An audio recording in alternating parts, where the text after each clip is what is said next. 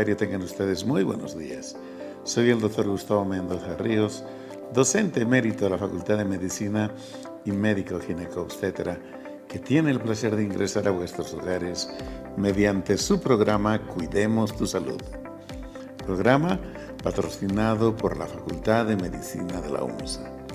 El día de hoy hemos de tener una sesión sumamente interesante, porque vamos a hablar de las alteraciones, o si quieren, malformaciones congénitas que afectan al aparato reproductor de origen genético.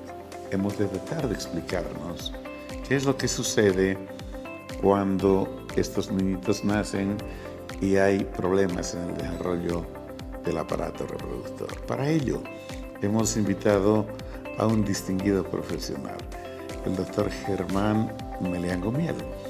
Él es docente e investigador del Instituto de Genética. Trabaja hace muchos años allá y precisamente está dedicado a la genética molecular. Con él hemos de intentar develar este misterio, que les quiero decir además que junto con las alteraciones del aparato genitourinario, a lo mejor son las más frecuentes malformaciones que afectan a los recién nacidos. Pero antes de entrar de lleno a tocar el tema, un minutito para insistir. Con cierto azoro observé una propaganda que decía que en La Paz hay 7 hospitales de tercer nivel. Una cosa risible, ¿no? Casi ofensiva a la inteligencia de la gente. Y ponen entre ellas al Instituto de Salud Ocupacional, que de hecho de hospital no tiene nada y menos de tercer nivel. Lo muestra el Hospital de Clínicas, del que ya hemos hablado tanto, que carece absolutamente de todo excepto del número de profesionales que se encuentran allá, pero que muchísimos más faltan y que no hacen un tercer nivel, por supuesto. Y lo mismo puedo referir del resto de los hospitales del complejo, con alguna excepción. Entonces creo que debemos ser serios.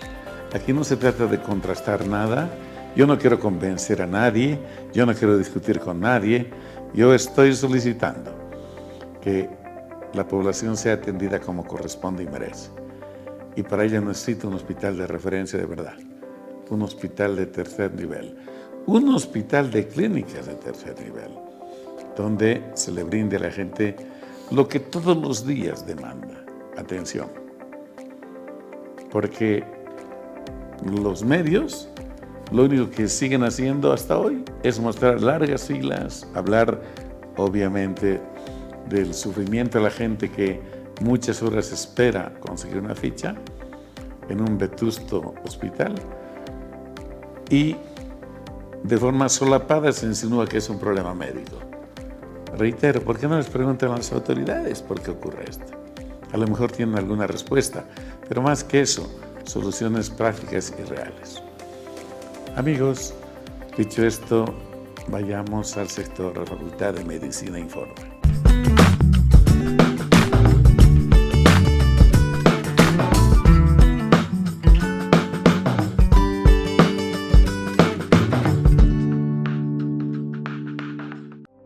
Amigos, en esta nota nos vamos a permitir destacar la presencia de un distinguidísimo profesor, el doctor Otto Brigger.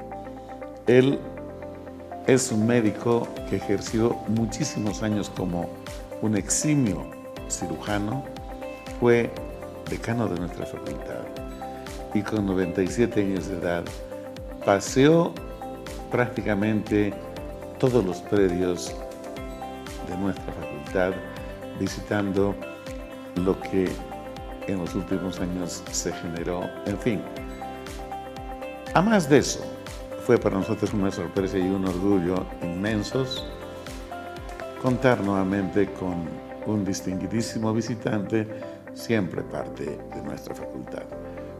Vamos a ver la nota, pero desde acá aprovechamos para darle un distinguido saludo al profesor Brigger y por supuesto a su distinguida familia.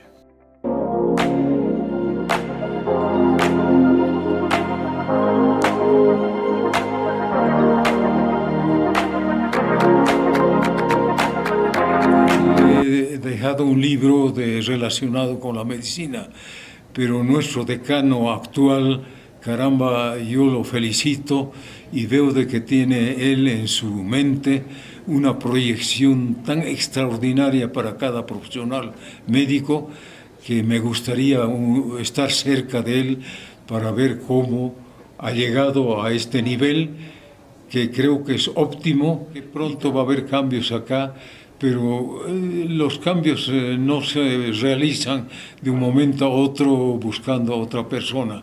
El doctor Mérida creo que ha dado una orientación tan clara en esta facultad que merece seguir más tiempo para completar su obra, que es extraordinaria. Él ha sido decano en el año 84, tiene 97 años. Está viniendo a visitar, es la nueva playa de... Yo vivo en Tarija, así que he estado 60 años en La Paz, trabajando como cirujano del Hospital Obrero. He sido decano de la Facultad de Medicina y he trabajado también para la Caja Nacional y al cargo de gerente general de la Caja Nacional. Y estos son los alumnos del primer año. Sigan más, visitando. Y vayan adelante, jóvenes. Gracias. Sigan.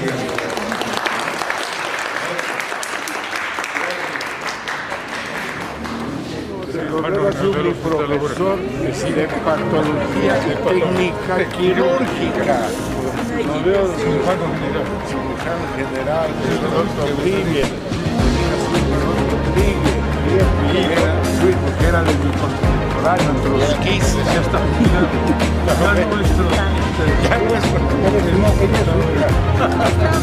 Hola.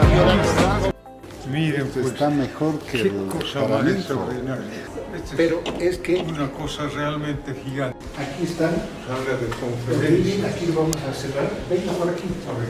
Aquí dice, mire, sala Costarbus, Costa Luz. ¿no? Esto es...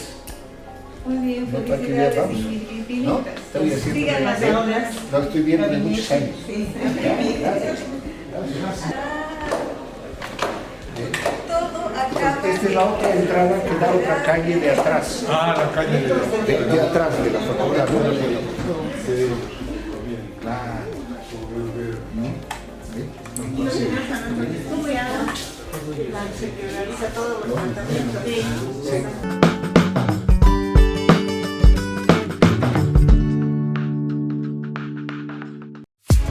Estás viendo Cuidemos tu salud. Estás viendo Cuidemos tu salud.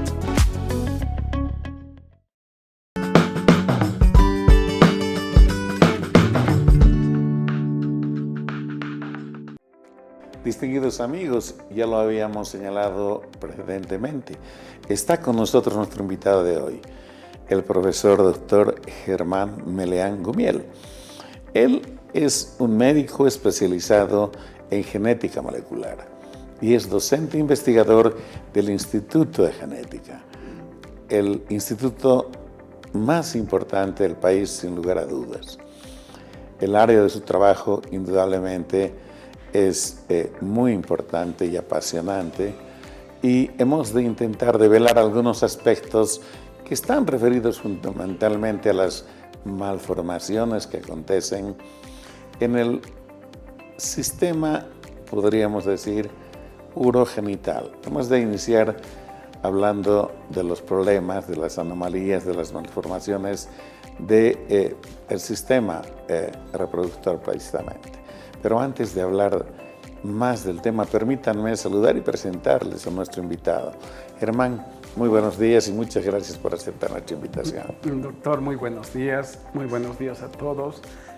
Un gusto siempre estar con usted, un profesor muy querido y siempre que nos llama estamos felices de poder conversar con él sobre un tema que él conoce mucho y muy bien, en este caso las malformaciones del aparato reproductor.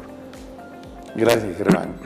Para entrar en contexto y muy rapidito porque el tema es realmente amplio y apasionante, como lo señalé.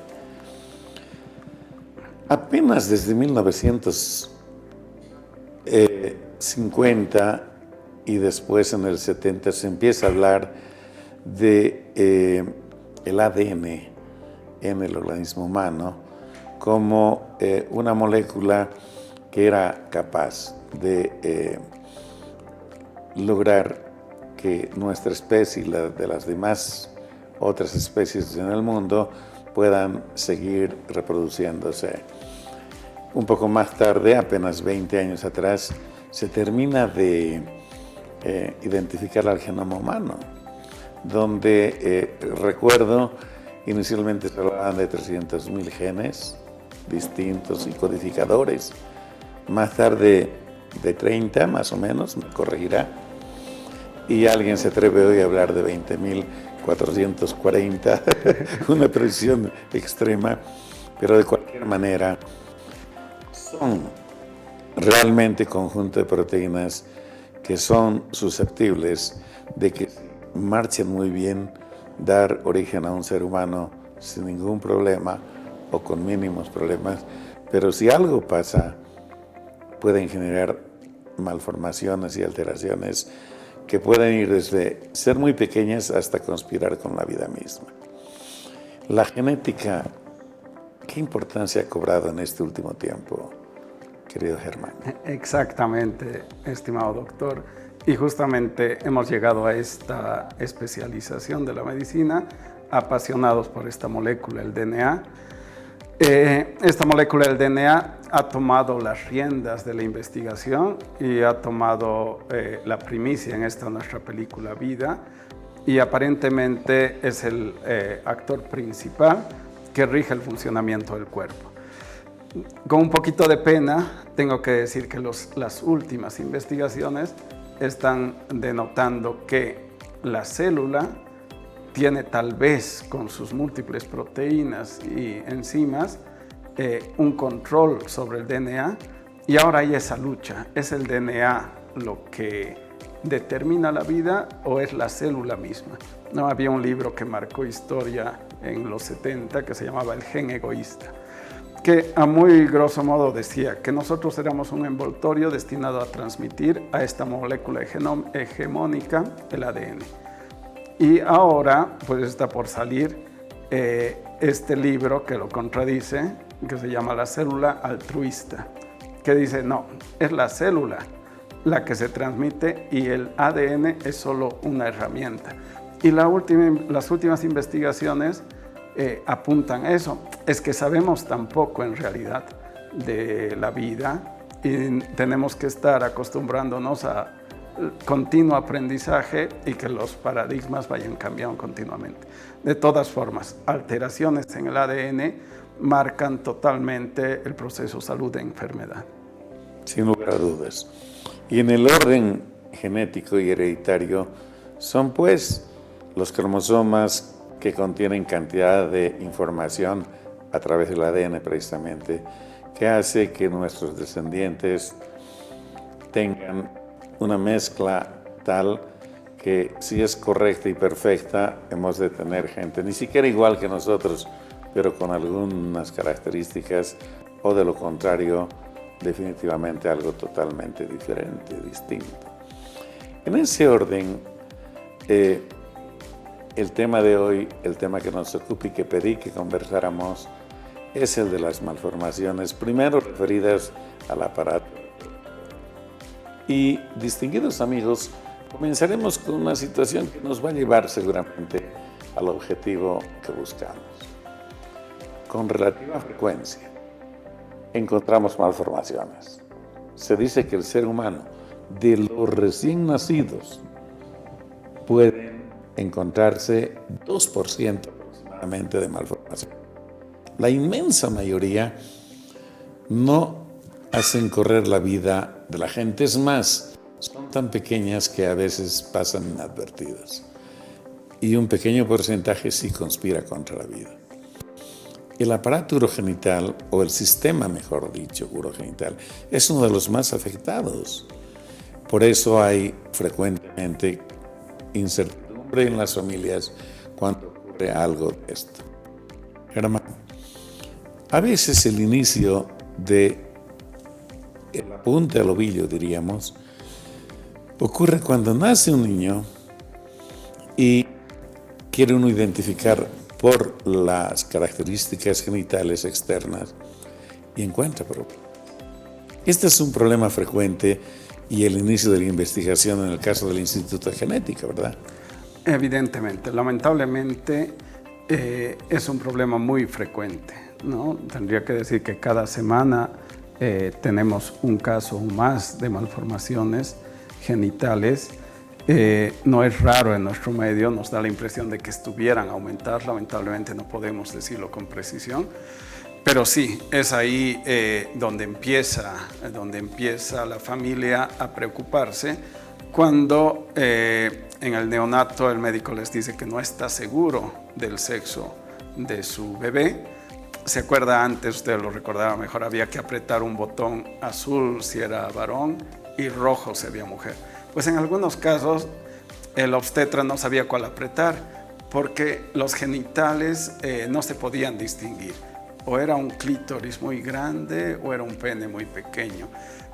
¿Hay vagina? No hay vagina. Y esto lógicamente causa un gran malestar en la familia y de aquí en más sabemos que hay muchas cosas por detrás. Una parte del organismo que se puede malformar muy fácilmente. Correcto. Entonces, esto quería decir que ya siguiendo el hilo conductor, para luego explicarnos qué pasó, habrá que definir si es varoncito o nena el recién nacido. Ya no por la observación de las características secundarias, ¿no? el aparato genital o de los genitales externos, sino básicamente haciendo algunas pruebas, porque de eso también va a depender la conducta. Si es quirúrgica, con muchísima más razón. Entonces, ¿qué hacen ante un caso como este en el instituto, Germán? Evidentemente, doctor, eso es lo primero, ¿no? Eso es lo primero y de eso dependen muchas cosas. Depende la conducta médica, depende la tranquilidad psicológica de la familia. Cosas tan sencillas como saber qué le van a llamar a su recién nacido, ¿no? El médico tiene que dar una respuesta rápida. ¿Qué podríamos hacer? Pues lo que se suele hacer es determinar lo que llamamos el sexo cromosómico. ¿Qué es esto? En nuestras células tenemos los cromosomas, donde justamente está el ADN, y entre estos cromosomas las mujeres tienen 2 cromosomas X y los varones tienen un cromosoma X solamente y un cromosoma Y. Entonces es simple determinar si corresponde a una célula de sexo masculino o de sexo femenino. Esto es lo primero que se debería hacer, pero hay que considerar que el estudio del cariotipo tarda alrededor de un mes o un poco más en dar resultados. Y entonces comprenderán que esos tiempos pueden ser muy largos o son seguramente muy largos para dar respuestas a la familia y para empezar el tratamiento urgente de este pequeño paciente. ¿Qué es lo que hacemos? Hay respuestas más tecnológicas, pero bueno, nuestra universidad tiene limitaciones, pero también tiene soluciones a sus limitaciones. Hemos vuelto a una prueba antigua, ¿no?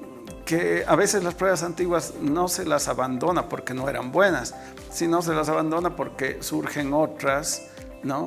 Tecnológicas y se las va olvidando poco a poco. Nosotros hemos vuelto a esta que es muy buena. Es la determinación de la cromatina sexual. ¿Qué es esto? Uno de los cromosomas X de la mujer no lo utiliza.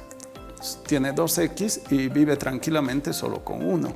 De hecho, el hombre tiene un X y un Y, y con ese único cromosoma X vive muy bien. Entonces la mujer lo que hace es guardarse ese otro X en forma de una bolita que se va a pegar a una parte de la célula. Y esto es visible en un microscopio normal con una tinción muy simple. Entonces, si la célula tiene una bolita pegada a su membrana nuclear, decimos que la prueba es positiva. El corpúsculo de Barr está, cromatina sexual positiva. Eso nos indica que estamos hablando de una célula de sexo femenino y por lo tanto un bebé de sexo femenino. Y si no vemos esa bolita, no vemos ese corpúsculo de Barr, sabemos que la célula tiene un sexo masculino, porque el hombre al solo tener uno no puede guardarse ese uno, entonces está utilizando su cromosoma X. Y esta prueba se puede hacer incluso en el mismo día. Se puede tomar una muestrita de la boquita, de la saliva, digamos, o se puede tomar una muestra de muy poquita sangre. Hemos vuelto a esto. Entonces el Instituto de Genética muy rápidamente puede decirle al médico, es un recién nacido de sexo masculino, de sexo femenino, ¿no? Y transmitirle a la familia posteriormente para todo lo que la familia vaya a necesitar determinando el sexo de su recién nacido. Correcto. Obviamente habrá que decirles, queridos amigos, también que esta prueba, por básica e importante que sea, tiene una alta sensibilidad. Sin embargo, pueden haber pequeñas fallas, no por el método, sino porque el organismo femenino, como en algunos casos decimos, hay mosaicismos, hay mezclas, ¿no?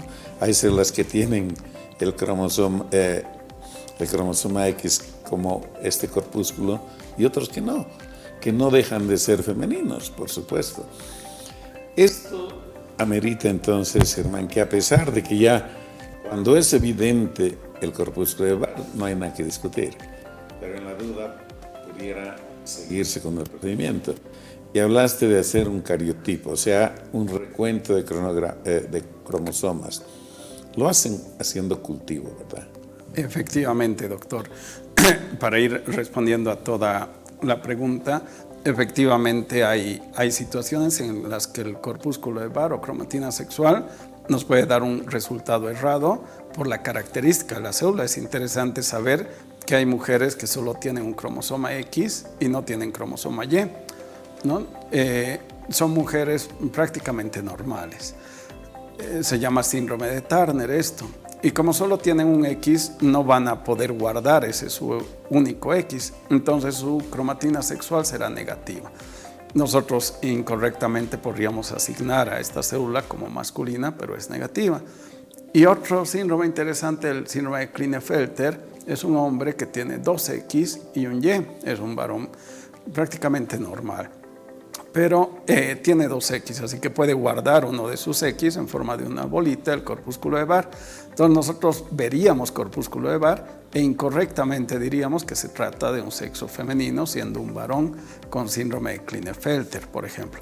He aquí la importancia de la correlación, como siempre, entre el laboratorio y la clínica, ¿no? Un médico especializado puede tener ya una idea clínica de que está frente a uno de estos casos e interpretar correctamente el resultado.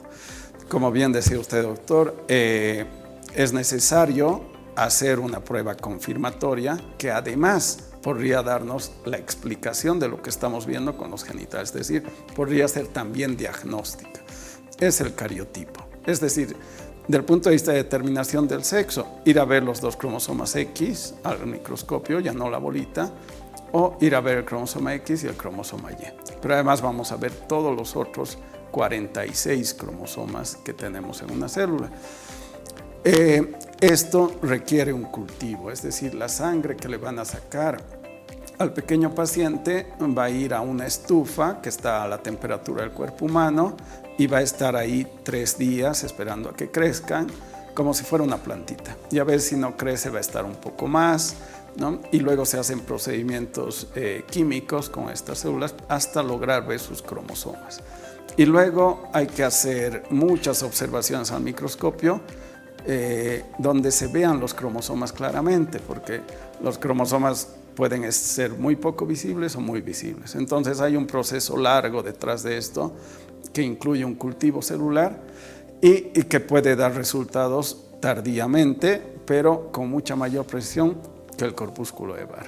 Aprovecho para decir esto a nuestro estimado auditorio, que en este proceso de cultivo celular puede haber el resultado de que no haya crecimiento de células. Entonces, no es raro que el laboratorio tenga que volver a llamar al paciente o tenga que volver a acudir a la cama del paciente para tomar una nueva muestra y empezar de nuevo.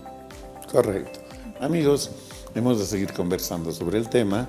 Permítanme unos segundos y retornamos.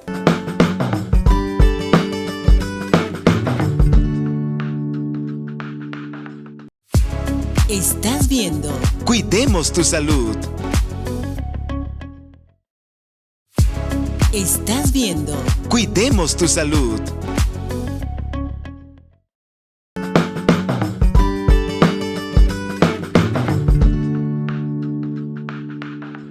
Amigos, hemos de preguntar a nuestro invitado, el profesor Dr. Germán Meleán, algo que ustedes han de estar esperando. Germán, ¿cómo se expresan todas estas alteraciones o malformaciones provocadas precisamente por los problemas señalados, problemas genéticos y de otra índole, en los recién nacidos, niñas y niños, por supuesto? Claro que sí, doctor. Las malformaciones del aparato reproductor pueden ser internas, es decir, dentro del abdomen, y como entenderá el auditorio, no se van a ver en el recién nacido, ¿no? Las que se ven son de los genitales externos, son las que primero se detectan. Entonces, ¿qué es lo que primero llama la atención? ¿No? El falo, que puede ser el pene o puede ser el clítoris, ¿no? Esperamos un falo bien definido morfológicamente y de un tamaño estándar.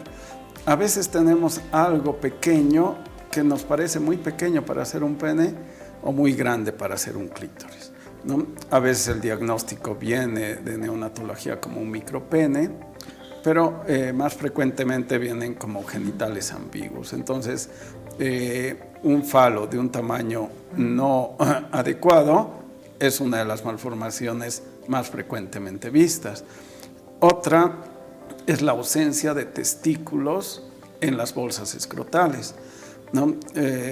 Para las personas que estén viendo les puede parecer muy diferente unos escrotos a los labios mayores de la mujer, pero créanme que en situaciones de recién nacidos a veces es muy difícil saber si son labios mayores o son testículos. Más aún si hay una... si están claro, adheridos. Están ¿no? adheridos los labios, ¿no? Hay una sinequia, decimos nosotros, si están pegados los labios. Exactamente, más aún en ese caso. Entonces procedemos a hacer maniobras para tratar de palpar testículos y muchas veces no los encontramos. Entonces en esa situación que estos labios mayores están juntos, muy cerca uno al otro, pero nos parecen también testículos y no palpamos nada, pues no sabemos si es testículo o labio mayor, ¿no? Y entonces estamos frente a unos genitales ambiguos, frente a un trastorno de la diferenciación sexual. Es otra cosa que se ve mucho. Luego le puede llamar la atención a la madre, en el sexo masculino esto, que el orín, la orina sale no por la punta del pene, sino sale por arriba o por abajo, ¿no? Llama muchísimo la atención. Entonces, estas son alteraciones en el desarrollo de la uretra y son también malformaciones genitales, ¿no? Cosas así son muy frecuentemente referidas en los primeros días del recién nacido. A medida que van pasando los días se pueden detectar otras cosas que requieren a veces su primera visita al pediatra, ¿no? Más detallada en el consultorio con más calma, o a veces se encuentran por una exploración casual por ecografía, ¿no? Exacto. Pero eso ya más raro, digamos, hay malformaciones del útero, por ejemplo, que incluso pueden diagnosticarse en el momento en que esta persona quiere tener descendencia, ¿no? Y en ese momento recién el ginecólogo se da cuenta de esta malformación que había pasado desapercibida por todos estos años. Correcto. Algo que señala el doctor Meleán es sumamente importante. A veces los genitales externos están de apariencia normal, de hecho están normales. Y muy bien dijo, cuando empieza la época reproductiva de la mujer, es cuando hay dificultad a veces en el embarazo. Y la exploración da una increíble variedad de informaciones. Citaré de las más frecuentes: tabiques en la vagina. Nosotros hicimos un estudio hace muchos años donde habían tabiques longitudinales y transversales. De hecho, los más benignos eran los longitudinales, que eran completos, incompletos, etc., porque la solución era muy sencilla. El problema eran los transversales, por su imposibilidad de extenderse, por la falta de elasticidad. Pero en el útero hay todavía mucho más, ¿no es cierto? ¿Qué ustedes vieron, Germán, en el tema de la malformación en trompas, úteros, en ovarios, etcétera? Exacto, doctor, un apunte muy importante, y entre paréntesis valga decir que a veces, como dice el doctor, se detecta muy tardíamente, pero no por la falta de pericia del médico, sino porque básicamente no le dan molestias al paciente y no ve la necesidad de acudir al médico, ¿no? Y se detectan muy tardíamente, que suele ser lo normal en malformaciones uterinas que no sean muy graves. Respecto a estas, hay que recordar que el útero, ¿no?, y el tracto genital en realidad están unidos en su desarrollo con el sistema urinario y están unidos también con el recto. Entonces a veces hay comunicaciones anormales, ¿no?, con el tracto urinario o con otras cavidades o conductos como el recto, que sí que pueden ser situaciones muy graves y malformaciones que requieren un tratamiento urgente y que suelen ya dar síntomas tempranamente. Pero otras veces pues tenemos un útero doble, por decir, o un tabique en el útero que divide una parte izquierda y una parte derecha. Podemos tener, ustedes recordarán que el útero tiene dos trompas, que luego son los conductos por donde llegan los óvulos hasta el útero. Pueden ser que estas estén cerradas, que estas no estén presentes, agenesia de las trompas uterinas. Variedad de formas diferentes a las normales del útero o de posiciones diferentes a los normales del útero son frecuentemente hallazgos en una exploración ginecológica, pero también muy frecuentemente en una pareja que no puede tener descendencia, ¿no? Entonces el ginecólogo a veces encuentra esta como explicación. No imposibilita en una parte de los casos, pero sí hace muy difícil un embarazo y tiene que ser el experto justamente el que guía a estas parejas. Correcto. Germán, es tan impresionante esto que sería muy bueno algún rato hablar con la gente, por ejemplo, de el origen de los genitales. Efectivamente, parte del sistema urinario y reproductor básicamente se originan de la capa intermedia, ¿no?, que hacen al ser humano, del mesodermo. Las otras son amigos, el ectodermo y el endodermo. Pero una parte, y eso es lo que había que enfatizar, viene del ectodermo, justo la cloaca, ¿no?, justamente los genitales externos, que además tienen que comunicarse con lo interno. Exacto. Y ahí pueden también producirse una serie de cosas. Germán, estos problemas de la agenesia de una parte del sistema reproductor, que a veces está asociado con la ausencia de riñón u otras malformaciones, ¿por qué se producen? ¿Qué es lo que originan? Hay obviamente genes que en algún caso no se sabe todo, pero se sabe mucho, estimulan para que se diferencien bien las cosas y otras veces no. ¿Qué sucede de forma facilita, por favor? ¿Cómo no? ¿Cómo no? Aquí es interesante que la audiencia entienda un fenómeno impresionante, ¿no? El organismo humano está diseñado, si es que nada pasa, para convertir sus genitales en femeninos. Es decir, tiene que haber un evento excepcional, diferente, para que esos genitales se transformen en masculinos. Es decir, Germán, si no hay ninguna influencia, terminan siendo femeninos. Exactamente. ¿No es cierto? Si no hay ninguna influencia, terminan siendo femeninos. Entonces, tiene que haber una influencia para que sean masculinos.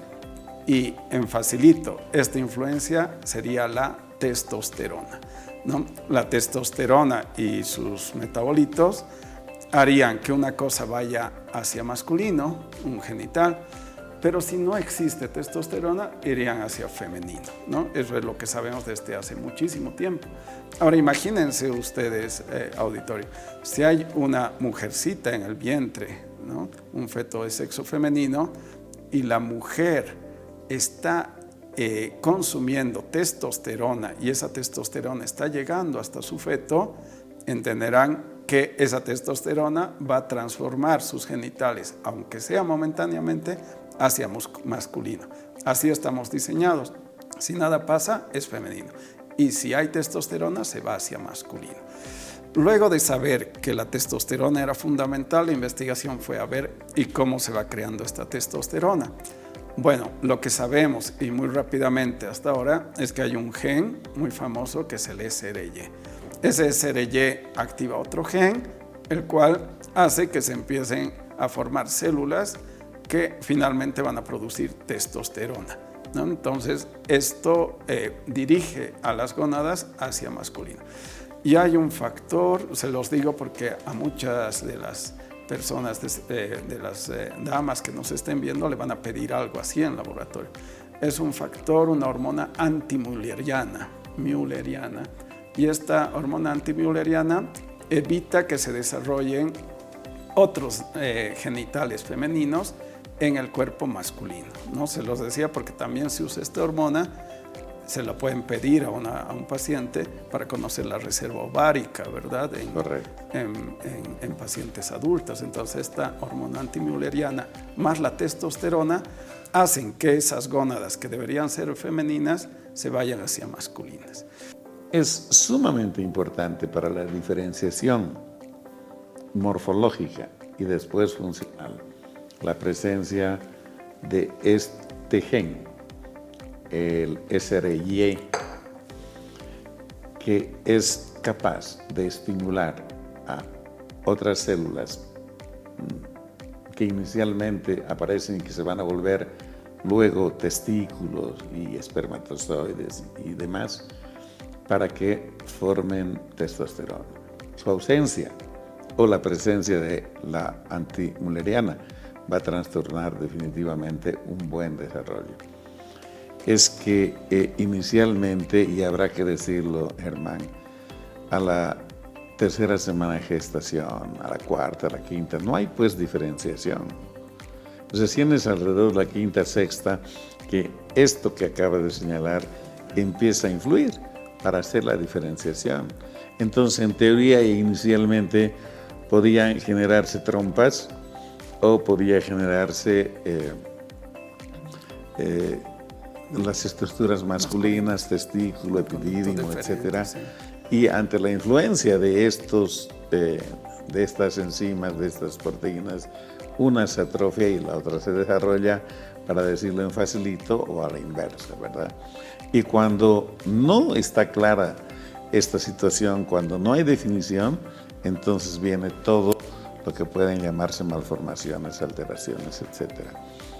¿Estamos de acuerdo? Sí, doctor, exactamente. Me faltaba decir, para complementar lo que usted dice, que este gen SRY fundamental está, como ya han podido tal vez deducir, en el cromosoma Y, ¿no? Es decir, casi va junto. Si tiene cromosoma Y, tiene gen SRY y por lo tanto formará testosterona y hormona antimülleriana. Y si no lo tiene, no. En todo, en la biología hay variaciones rarísimas. Hay mujeres que no tienen Y, pero que por fenómenos genéticos han recibido un gen SRY. Entonces comprenderán que van a ir hacia varones. Y hay varones con cromosoma Y que por mecanismos genéticos raros no tienen SRY. Entonces vemos un cariotipo XY, pero los órganos genitales son femeninos. Eso es lo raro. Lo normal es tener Y y tener gen SRY. Correcto. Amigos, vamos a seguir conversando del tema Permítanme unos segundos y estamos de retorno.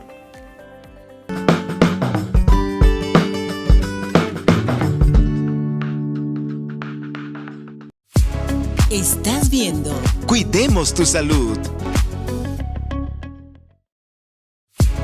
Estás viendo Cuidemos tu salud.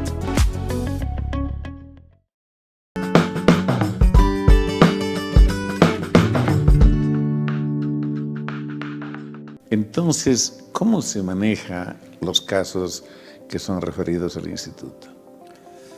Exactamente, doctor. El manejo involucra a muchos médicos, ¿no? Involucra a genetistas, pero involucrará al pediatra, puede involucrar a urólogos, puede involucrar a cirujanos pediátricos, ¿no? Pero el manejo en general depende de qué lo esté causando. Correcto, es etiológico, diríamos. Es etiológico, sí, en muchos casos. Muchas veces vemos estos genitales ambiguos y, como les decíamos anteriormente, pueden estar causados por factores ambientales tan simples como que la madre estaba consumiendo un medicamento o un alimento o un suplemento que no sabía que tenía testosterona o que se transformaba en testosterona en su cuerpo. Entonces, su bebé mujer nace con un clítoris muy grande, no tiene testículos, no se palpan testículos, lo han diagnosticado como genitales ambiguos, y el médico, con las viejas artes médicas, irá a la historia clínica y tratará de llegar a este origen que se hace hablando, ¿no? Entonces, en este caso, aunque no hayan estado consumiendo testosterona, la exposición a estos factores ambientales ha hecho que esos genitales se hayan desarrollado normalmente. Igual el médico tiene que hablar, tiene que llegar a este factor etiológico mediante la historia clínica, mediante establecer una relación médico-paciente muy profunda y dejar de exponer a estos genitales a ese factor. Muchas veces esto es reversible y otras veces hace falta medidas médicas o quirúrgicas. En otros casos, vámonos a una muy común, digamos, como la criptorquidia bilateral, ¿no? No se palpaba testículos, no se sabía si eran labios o escrotos, se ha hecho el cariotipo y es un varoncito, se han hecho exámenes de ecografía y tiene todos los genitales internos bien, se ve poco a poco que son bolsas escrotales, pero los testículos no están en estas bolsas. Por ecografía y con las manos del médico se puede ir tratando de ubicar estos testículos que se forman en el abdomen y que deben llegar hasta las bolsas por un canal que se llama el canal inguinal. Entonces se los busca en uno de estos trechos. Se quedan en el abdomen por factores parecidos a la insulina, ¿no? Y tiene aquí mucho que ver a veces el antecedente de una madre con diabetes mellitus.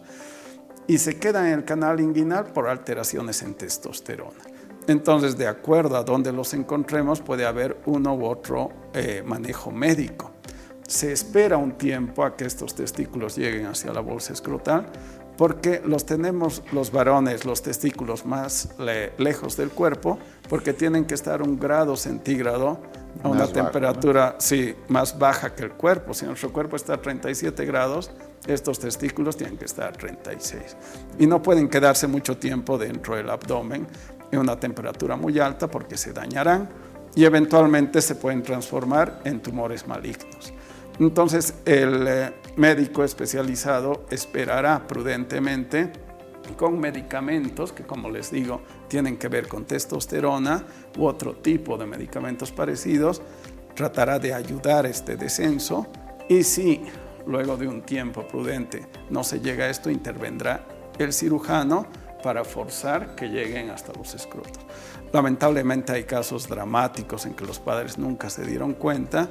Por ejemplo, recibió hace poco un paciente de 15 años, ¿no? Que por motivos socioeconómicos nunca había sido visto, pero los testículos han estado en el abdomen todo ese tiempo.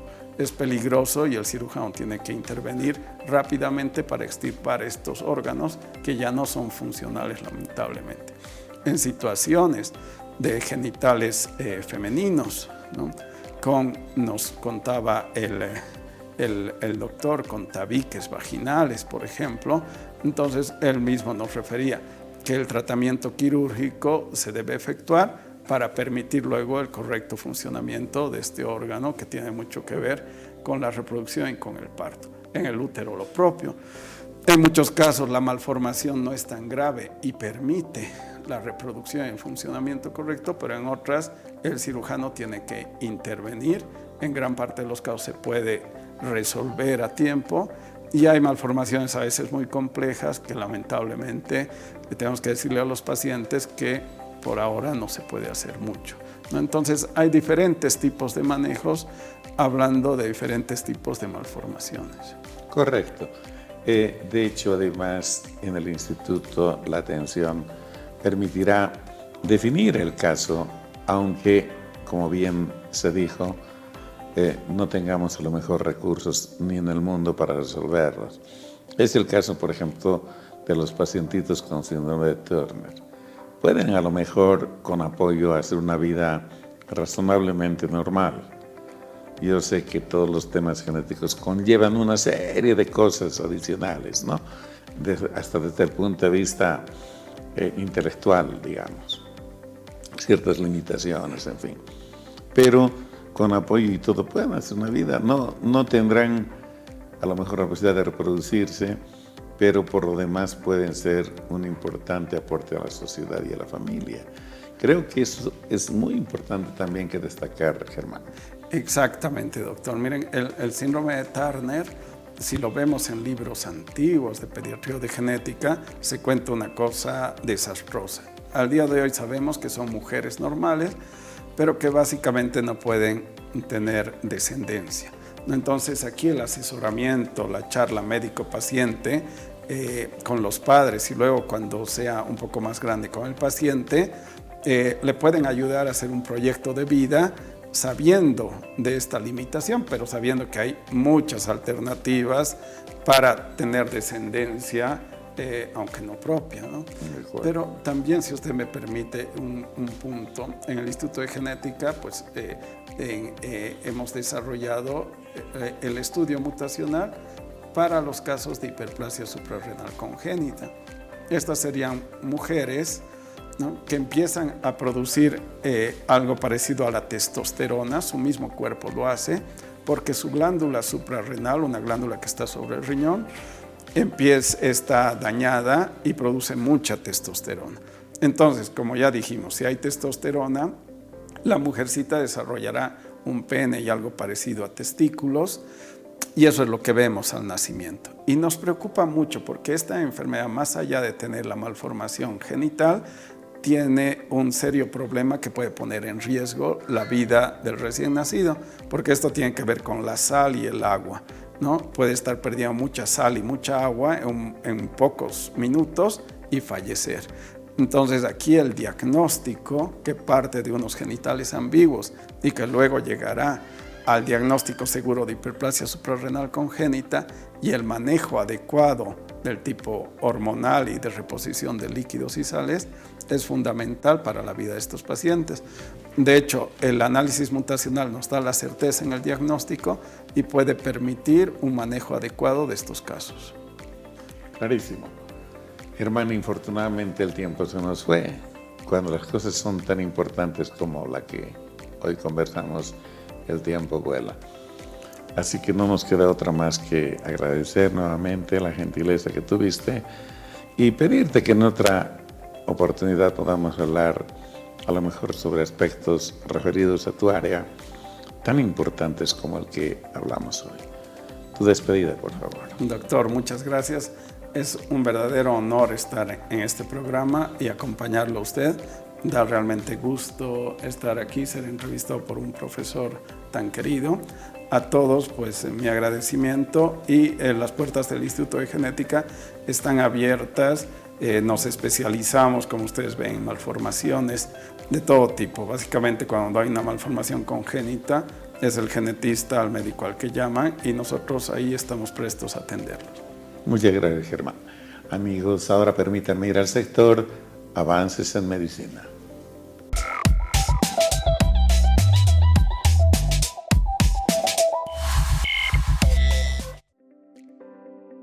Amigos, el lupus eritematoso es una de las enfermedades que más frecuentemente afecta al ser humano.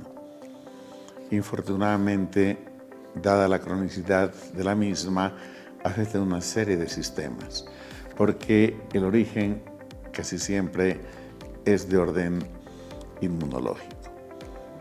Hoy se están experimentando terapias que, al parecer, tienen prometedores resultados. Veamos la nota, por favor. Y nueva esperanza para los enfermos de lupus. Investigadores alemanes han logrado curar a 5 pacientes con células CAR-T, una técnica que en los últimos años se ha estado utilizando para tratar cáncer en la sangre. En España, unas 75.000 personas sufren esta enfermedad. A Pilar le diagnosticaron lupus cuando tenía 22 años. Sus anticuerpos atacan por error a sus propias células en vez de actuar contra infecciones externas. Esta enfermedad autoinmune le cambió la vida. Rigidez en las manos, hinchazón, dolor en las articulaciones. A veces no puedes abrir una botella de agua, en mi caso concreto, o no puedes partir un filete. Ha seguido diferentes tratamientos que alivian algunos síntomas como la artritis o la inflamación del corazón, pero que no curan la enfermedad. Ahora en Alemania se han conocido los resultados de un nuevo tratamiento que ha logrado remitir la enfermedad en 5 pacientes. Se utilizan células CAR-T, una técnica que en los últimos años ha conseguido la curación de personas con cáncer de sangre. Células del propio sistema inmunitario de la persona que se extraen, se efectúan una serie de modificaciones para que sean capaces de, una vez reintroducidas de nuevo en el propio organismo, atacar aquellas otras células de las defensas que están alteradas. Serán necesarios más ensayos clínicos para determinar su seguridad y eficacia. Conocer si se mantiene esa eficacia meses después, años después. Lo que queremos es la mejor calidad de vida. O sea, de verdad que nos gustaría no tener que tomar, porque las medicaciones tienen un efecto secundario y a veces muy grave. El lupus afecta aproximadamente al 0,1% de la población mundial y de cada 10 enfermos, 9 son mujeres.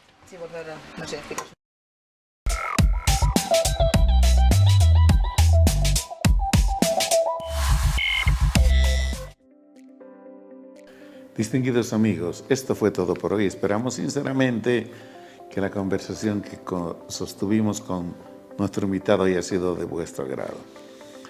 Antes de despedirnos, deseamos hacer llegar a todos los profesores de la Universidad Mayor de San Andrés, a los profesores especialmente de la Facultad de Medicina, de todas sus carreras, y por supuesto a todos los maestros que enseñan a la población boliviana a ser cada día mejores. Una gran felicitación, un fuerte abrazo. Solo nos queda decir que la educación no solamente es un deber del Estado, definitivamente es el mejor argumento para ser libres en este mundo. Distinguidos profesores, un fuerte abrazo. Dicho esto, amigos, solo quisiéramos reiterar que quieran a su familia, gocen de ella, cuiden a los chicos y también a los grandes. Todos son familia. No lo olviden, es el mejor regalo que Dios nos pudo haber dado. Que tengan un lindo fin de semana y hasta la próxima.